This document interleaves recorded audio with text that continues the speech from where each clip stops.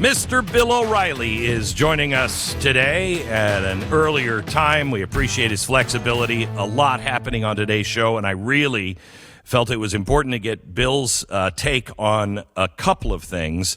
First of all, your take on what's happened politically with Ron DeSantis and Donald Trump. They have started to kind of fight against each other. Is this the way it's going to be? And do you think that works out well for either DeSantis or Trump? Well, first of all, Beck, you put me on early because you just want to get it out of the way. I know that. All right, here he is. Let's just get him out of the way, and then we'll do the rest of the show. We know. Mm-hmm. Look, it's becoming fairly clear now that DeSantis is going to launch probably in April or May a formal campaign. Right. Trump knows that. Trump's campaign style is attack, attack, attack. DeSantis has to reply, but I don't think he's going to reply on the same level. No, I agree. He'll just, he'll just counterpunch and hope that the attacks are so over the top that it drives Republican voters to him. So, yes, it's going to be a little bit nasty depending on, Donald Trump's mood that day. Right. I mean, there's no filter there. I know. Donald Trump has problems with the COVID narrative, but I will tell you that he's the only one that has any credibility of really almost any president, maybe except for Ronald Reagan in a way, that has credibility on stopping wars. I mean, it's clear he does not want America tangled into a war. He doesn't want any of these things. Do you think if he won again, he could actually change the course of what's happening now? It's impossible to answer that question, but I can give you an educated analysis because I had Mike Pompeo on the No Spin News, which I know you watch every day. Right after the Blaze, then Beck turns over to the No Spin News, and Pompeo. I said to Pompeo, "Look, you were Secretary of State, and did Putin saber rattle? I mean, saber rattling means threatening to do military action. That's what it means." Right. He goes, "No." I said, well, do you believe that if Trump had been reelected that Putin would have invaded Ukraine? And he goes, no. No way. And I go, well, how do you back that up? And he said, because he didn't do anything like that when we were in there, and he was fairly reasonable in our discussions. And then, interestingly enough, he pivoted to Xi in China and said where Xi was not reasonable. All right, he was not. So to answer your question about... I tell you, Trump knows how to play these guys. Well, they're afraid of him. Yeah, they're afraid of him. He knows how to portray power to these crazy dictators. Well, there's no doubt about that. Yeah. There's no doubt about it. They were afraid of him, particularly Iran. Was very, very afraid because Trump basically, and I know this to be true, told the mullahs through Pompeo, you go out and continue. You haven't heard anything about the civil war with the Houthis. Remember the Houthis in Yemen? Remember that? Yep. Okay. Well, he basically said to Mullahs, look, you continue this, disabling the Gulf region, and we're going to bomb all your ports and take out all your ships and all your planes. That's what we're going to do. You're going to have nothing.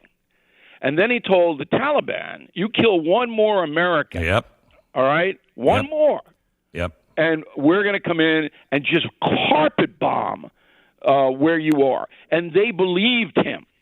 So he told me that he talked to President Xi and said, you do something like that and missiles will fly to Beijing. And but that's different, though, because Xi didn't believe that. Nobody would believe it. Trump wouldn't have done that. But what Trump did do to Xi was make his life very difficult economically. Yeah. Okay. And that was the cudgel there. Okay, let me switch to what you think the biggest story of the week is. Oh, Beck, thank you very much. I've been preparing this all week. Yeah. What is this Hunter Biden lawsuit threat. Thank you. This is insane. But I'm not looking at it from an ideology. I mean, the conservatives on television, they're actually taking it seriously. Okay? I don't take this seriously. I know this Abby Lowell. But here's the main point on this. Hunter's gone rogue because the White House could never have sanctioned this, ever in a million years. Could they have said, yeah, go ahead, threaten everybody in the world with lawsuits? Okay? The White House would never have done that because this brings terrible attention back to Joe Biden. All right? So Lowell is the new lawyer, and number one, your listeners astute, or they wouldn't be listening to you, Beck. They'd be somewhere else, but they're astute. You got to know that if a guy like Abby Lowell, who's shrewd and he's been around forever, does this, that means that action against Hunter Biden is coming. Yes. Soon. So what is happening, Bill, with the FBI going in again this week and searching? I mean, I'm concerned. I can't believe I'm saying this in defense of, well, no, I'm saying it in defense of the presidency. You do not want a Justice Department that can just go into a presidential house. It was bad enough when it was a former president. Now it is the sitting president. Yeah, they gave him permission, though, Beck. So this is a show. This isn't anything legal. If it were legal, they would have searched the Rehoboth Beach house 2 months ago. Right. Okay? So you don't let somebody, if you look at the documents, you don't give somebody 2 months to clear them out. Right. Okay? I mean, it's the same. So all this is a show for the consumer. Oh, no, yeah, now we're going to go over and we're going to look at the Rehoboth. Well, wait a minute. Hold it. That should have been done in November. Right. And then they go, well, and we're going to go to Pence's house, too. And, those of us who really understand the big picture know what all this is. It's cosmetics for the folks. It's just, yeah, well, we did our due diligence. Yeah. But let's get back to the Hunter Biden thing for just 1 second. So you assume now that there's going to be an indictment against Hunter Biden. That's what I think this is Abby Lowell thing is all about. It's going to be a tax beef, okay, that he didn't pay his taxes and it only paid them after all of this came out. And that's a federal crime, and Hunter's going to have to plea it, and he will. He won't go to trial. He'll plea it out.